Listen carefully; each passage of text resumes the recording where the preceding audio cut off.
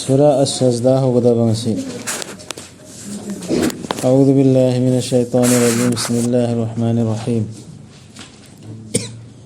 ألف لام ميم. تنزيل الكتاب لا ريب فيه من رب العالمين. أم يقولون افتراه بل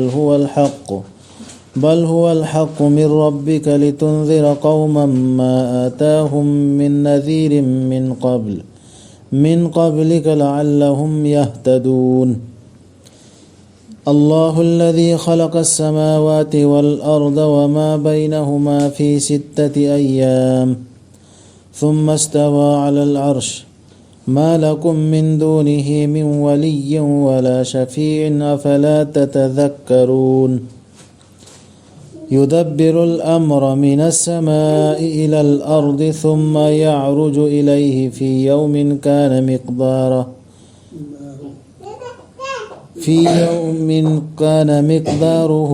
1000 سنة مما تعدون. ذلك عالم الغيب والشهادة العزيز الرحيم. الذي أحسن كل شيء خلقه وبدأ خلق الإنسان من طين ثم جعل نسله من سلالة من ماء مهين ثم سواه ونفخ فيه من روحه وجعل لكم السمع والأبصار والأفئدة قليلا ما تشكرون. ألف لام ميم. लाइरिक्सी थादा बिरक libc मसिदा करिसु चिंगननिङाई लैत्रबा ताइबंग पुनमकी रप्तगिनी हाइबसिदा करिसु चिंगनिङाई लैत्रेब नत्रगना मखोइना हाइब्रा मसी माना सेमजनबनी नत्ते मसी अचुंबदुनी ओ मोहम्मद सल्लल्लाहु अलैहि वसल्लम नंगी रप्तगी नंगना पाउमेन बिनाबा जाति अमा मखोइदा पाउमेनबा लाखिद्रिबा नंगी मांगदा ओइबे याई मखोइ लमजिंग फंगजबा सिगी लाइरिक्सिनाने मखोइ लमजिंग फंगजबा ओइबे याई अल्लाह नानी सेंबी खिबदु आसमान सिंग अमसुंग पृथ्वी बु अमसुंग अनिदुगी मरक्ता लैरिबा पुनमक्तु नुमित तरुकनिदा अदुगी तुंगदा माना लेंसन बिखिबनी फंबालदा अर्स्ता लैतबनी नखोइगी मानत्तना ngaksen binaba natraga wachat pinaba kana adu oirabadi nakhoibu khantararoidra al pinaba di sifat ke shafi'in afala tadhakkarun wali sulairoiba wali ngaksen binaba wali adagi haija binaba sifat taw binaba su kanamta allah natana lairoya sige Quran si ayat si yadarti सिल्लांग भी बनी माना थबक खुदिमक आसमान दगी पृथ्वी फाव अदुगी तुंगदा मधु वफम खुदिमक काखलकदबनी मंगोंदा नुमित अमदा मधुगी असांग बदी ताइबंगी चही लिसिंग अमनी नखोइना थीबदा इखोइना थीबदा हुजिकी नोंगमदो अल्लाह मनाकी नोंगमदो चही लिसिंग अममा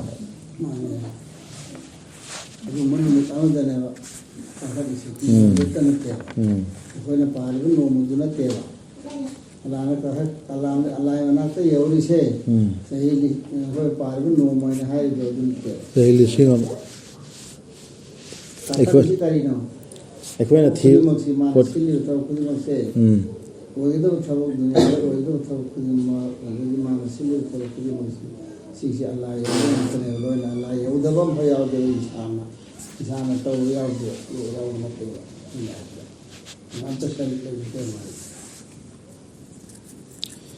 मधुनी उदब अमसुंग अवुब अनिमक की अखंग बदु पंगल बदु कन्बी है बदु मपुंग फाहन बिरबदु पोट खुदिंग मकपु माना सेम्बी खिबा अदुगा सेम्बा हौबी खिबदु मियोय बबु अथितप लेखोमदगी Tuindagi. Alladhi ahsana kulla shay'in. Aduna amanani fajana ꯇꯧꯈ꯭ꯔꯤꯁꯤ ꯄꯣꯠ ꯈꯨꯗꯤꯡꯃꯛꯄꯨ ꯈꯜꯂꯛꯀꯍꯨ ꯃꯥꯅ ꯁꯦꯝꯗꯣꯛꯑꯒ ꯐꯖꯅ ꯍꯦꯛꯇ ꯁꯦꯝꯗꯣꯛꯑꯒ ꯊꯝꯗꯦꯕ فꯖꯅ ꯁꯦꯝꯃꯦꯕ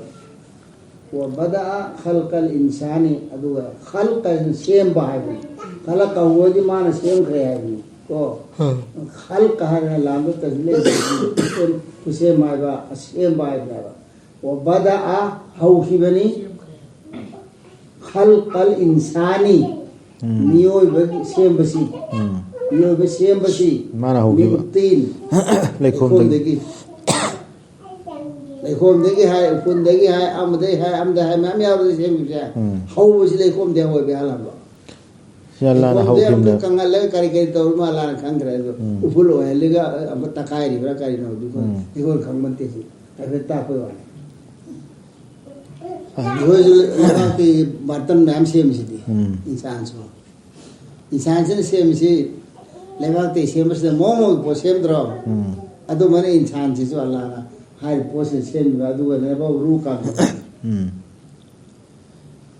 अदुगी तुंगदा माना सेम्बी खिबनी मागी मचा मसु चिंगथोरक्पा मही अमदगी तुकच्चनिंगाई ओइरब मीदुगी अदरे खंदान अलासु मथंग मथंग सेमा इमिंदना अदुगी तुंगदा सेम्बी खिबनी मागी सवोंग सदा अमसोंग माना कामसनबी खिबनी मंगोंदा मागी मथवाई थवाईदगी अदुगा माना हापी खिबनी नखोइदा ताबा उबा अमसोंग थमोइसिंग खजिक्तनी नखोइना तौबीमल खंगलिबदु सिपुंबसे लोइन अल्लाह ना सेम्बिल मेदु मियोइबसे तौबीमल सुख मी एम संतवाई एम संतो मतुंदा आदम दुगी मनुंग लोइन हाफ करबे पोसे कोर लाकदम कोसी लोइन मनुंग होंग करबे अदुगा मथंग मथंग औला चिपोगा अदम औला चे औला मथंग मथंग सुरो लोरो वेरे इना सिंगक त्राइबे जी इंसान न कोई ngak त्राइ यसे हम ngam मिदुना लाई हम थारे यसे होय थार दिसि kai मखोइना हाय अखोइना मांगखरबदा लेबाकता तिंदुना तसेनमो अखोइबु अमुक सेम्बीगदौरिब्रा अनौबा खुसेम अमदा हाय पोसे नमिना सु उलमे इंसान न कोइना सि तौर पूर्ण होसी नसल संदोरस मी हम खतै नि आजो यारि न अदु मथंग मथंग मचा मसु लागा आदम दे लागा ला तौरसि नहोय नमिना उरि न नहोय नसा सु पोइजु नहोय खंगि मी अदु मथंग मथंग लाई लोय खंगि हानाय सेम कि रूम खै तो आपसि लिम लोना मखोइना हाय अखोइना मांगखरबदा लेबाकता तिंदुना तसेनमो अखोइबु अमुक सेम्बीगदौरिब्रा अनौबा खुसेम अमदा लेबाक तो मफम फुलवा फुल ओइ खयादुगा अमुक सेम दोरबा न होन हाय नत्ते मखोइदु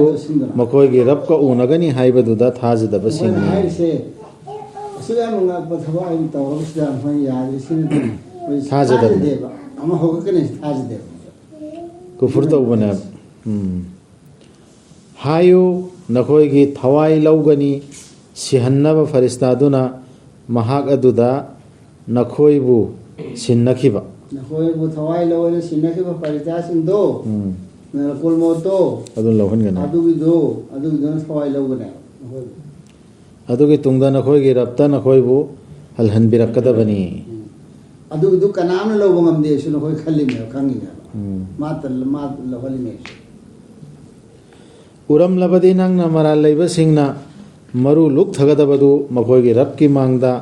असुमना हाइजदुना अखोइगी रब अखोइ ओइजे उजरे अखोइ ताजरे अदुना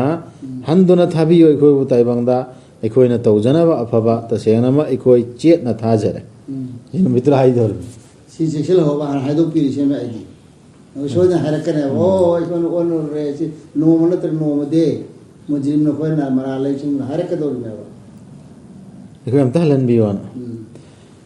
अखोइना असुमना तौगे निंगबिरमलबदी अखोइना पिबिरमबा ngambani thawai khodimakta magi lamjing tawimsung chumkhibani wahaido aingonda gi thokhiba soidana mak aina jahannam gi mabuk thalhangani jin amasung miyoiba punsil laga haibdo aina haikiba aina aigi plan da leikido adu du thoara dame soida thokana aduna adu gi dugi ne ba aina नखोमदा हाना हाइबी दन तवरसी आइ हाना हाइदोक त loan हाइदोक पिसी सु वना हाइदो इसे CC aduga adumain tawradi fattaba thabuk tawradi do thadani maral mising do ina haridana si loin tawgerdi ai loin pun khudima kull nafsin hudaha ek jeev khudimasi mi khudimasi loin hidayat piraga musalman hai to hen loin ngame tawgerdi ai di adu tawroin han hai kheba nasana haqqal qawlu minni ay wahid lay kheba nasana sada ai wada tawreba adu mati tawroi ai par halam adu ni daisi janam thalangani rin hai kheba aduna dandi gi mahau tanglo nakhoina kauthokpagi nakhoi number na te ai ma janam dalo pu jala ai di hai do iside par halam sin aduna dandi gi mahau tanglo nakhoina kauthokpagi nakhoi gi ngasi gi numisida unabagi wadu tasengnamak aikhoi su nakhoi bu kauthoklabani aduna mahau tanglo loiba naidraba dandi gi nakhoina tawkhibadugi supnagi makhoidu tana thajabani aikhoigi aya singbu maduna makhoibu ningsing hanba matamda makhoina pak thajariba sajdada amasung magi matik mangan sak sonjariba thagachaduna makhoigi rappu aduga makhoina pongthok chauthok chadriba puduna hai amasi lo chume na de khurum biwa sada tariba mi hai bu heta yari ala na ji chume na hai ba mi do to sang khanga ba mi do adu khotane hajar khane adu mana khanda da mi di hajar oi sedan ta se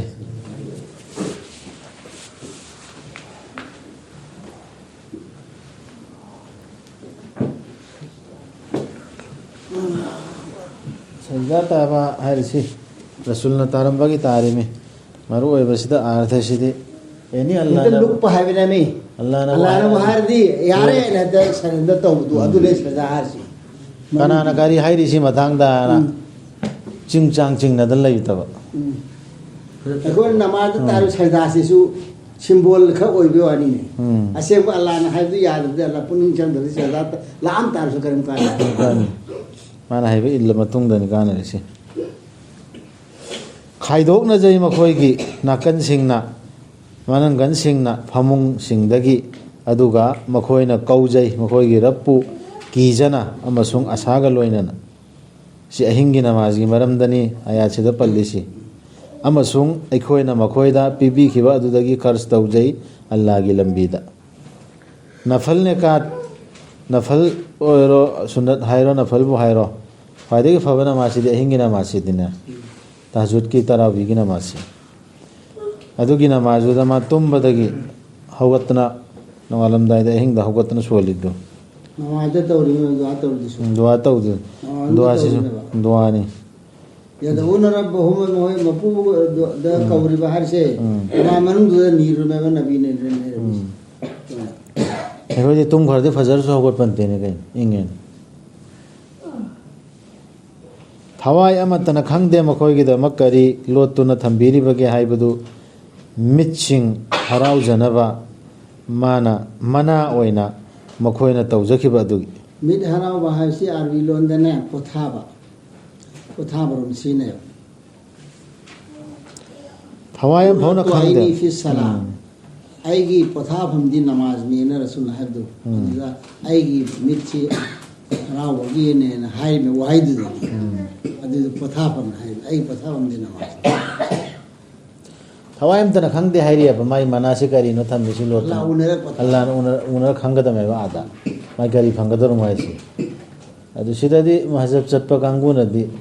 adu mami tumje laga su una ba yawidna mumin gi miraj ka bu mane sada tar mami tumje laga u ba yawi adragi kalma ka se kya ram son khaga la mangdale khalu adu tawan haidro mujate himba su ye miraj ne ba adu singwari singdu loina amang phagi wari angang gi cartoon wari gum jan aduna ni ate duaman da taru duam khajdi sa hi lon da taw bunu pe na hai na si hai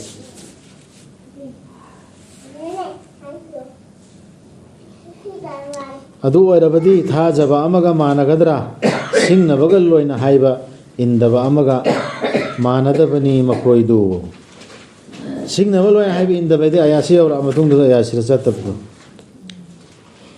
ꯊꯥꯖꯕ ꯑꯃꯗꯤ ꯑꯐꯕ ꯊꯕꯛꯁꯤꯡ ꯇꯧꯕꯁꯤꯡꯗꯨ ꯃꯈꯣꯏꯗꯨꯒꯤꯗꯤ ꯆꯪꯖꯐꯝꯒꯤ ꯍꯩꯀꯣꯜꯁꯤꯡꯅꯤ, ꯈꯨꯗꯣꯜ ꯑꯣꯏꯅ ꯃꯈꯣꯏꯅ ꯇꯧꯖꯈꯤꯕ ꯑꯗꯨꯒꯤ. ꯑꯗꯨꯒ ꯁꯤꯡꯅꯕꯒ ꯂꯣꯏꯅ ꯍꯥꯏꯕ ꯏꯟꯗꯕꯁꯤꯡꯗꯨ ꯃꯈꯣꯏꯒꯤ ꯆꯪꯖꯐꯝꯗꯤ ꯃꯩꯗꯅꯤ, ꯃꯈꯣꯏꯅ ꯃꯗꯨꯗꯒꯤ ꯊꯣꯛꯅꯤꯡꯂꯛꯄ ꯈꯨꯗꯤꯡꯗ ꯍꯟꯖꯤꯜꯍꯟꯒꯅꯤ ꯃꯈꯣꯏꯕꯨ ꯃꯗꯨꯗ. ꯑꯁꯨꯝꯅ ꯍꯥꯏꯗꯨꯅ ꯃꯈꯣꯏꯗ ꯃꯍꯥꯎ ꯇꯪꯂꯣ ꯃꯩꯒꯤ ꯗꯟꯗꯤꯒꯤ, ꯃꯗꯨꯕꯨ ꯅꯈꯣꯏꯅ ꯌꯥꯈꯤꯗꯕꯗꯨ. ꯊꯣꯛꯄ ꯌꯥꯕ꯭ꯔꯥ ꯌꯦꯡꯒꯦꯅ ꯊꯣꯛꯀꯦꯅ ꯇꯧꯔꯛꯄ ꯈꯨꯗꯤꯡꯒꯤ ꯍꯦꯛꯇ ꯀꯣꯠꯁꯤꯜꯂꯛꯀꯅꯤ, ꯀꯂꯥꯂꯤꯞꯅ ꯀꯣꯠꯁꯤꯟꯒꯅꯤ, ꯑꯗꯨꯒ ꯃꯅꯨꯡꯗ ꯊꯝꯒꯅꯤ. ꯁꯣꯏꯗꯅꯃꯛ ꯀꯣꯄꯤ ꯀꯣꯟꯅ ꯑꯩꯈꯣꯏꯅ ꯃꯍꯥꯎ ꯇꯪꯍꯟꯒꯅꯤ ꯃꯈꯣꯏꯗ ꯑꯅꯛꯄ ꯗꯟꯗꯤ ꯈꯔ, ꯑꯆꯧꯕ ꯗꯟꯗꯤꯗꯨ ꯅꯠꯇꯕ. ꯌꯥꯔꯕꯗꯤ ꯃꯈꯣꯏꯅ ꯍꯟꯖꯔꯛꯅꯕ. ꯑꯅꯛꯄ ꯗꯟꯗꯤ ꯗꯨꯅꯤꯌꯥꯁꯤꯗ ꯌꯥꯗꯤ ꯍꯟꯖꯤꯟꯖꯔꯛꯅꯕ, ꯃꯣꯏꯗꯤ ꯅꯤꯡꯉꯝꯗꯅ ꯇꯣꯕꯥ ꯇꯧꯔꯛꯅꯕ. ꯀꯅꯥꯅ ꯍꯦꯟꯅ ꯆꯨꯝꯗꯕ ꯑꯣꯏꯔꯤꯕꯒꯦ ꯃꯉꯣꯟꯗ ꯅꯤꯡꯁꯤꯡꯕꯗ ꯃꯥꯒꯤ ꯔꯕꯀꯤ ꯑꯌꯥꯠꯁꯤꯡ ꯑꯗꯨꯒꯤ ꯇꯨꯡꯗ ꯃꯗꯨꯗꯒꯤ ꯂꯩꯊꯣꯛꯈ꯭ꯔꯤꯕ ꯃꯍꯥꯛ ꯑꯗꯨꯗꯒꯤ ꯇꯁꯦꯡꯅꯃꯛ ꯑꯩꯈꯣꯏꯅ ꯃꯔꯥꯜ ꯂꯩꯕꯁꯤꯡꯗ ꯂꯃꯟ ꯈꯨꯝꯒꯅꯤ. ꯁꯗꯀꯜꯂꯥꯍꯨꯜ ꯑꯖꯤꯝ. ꯁꯤꯐꯥꯎ ꯇꯧꯔꯁꯤ ꯌꯥꯔꯦ. ꯇꯥꯡꯀꯛ ꯑꯃ ꯐꯥꯔꯁꯤ. ꯍꯌꯦꯡ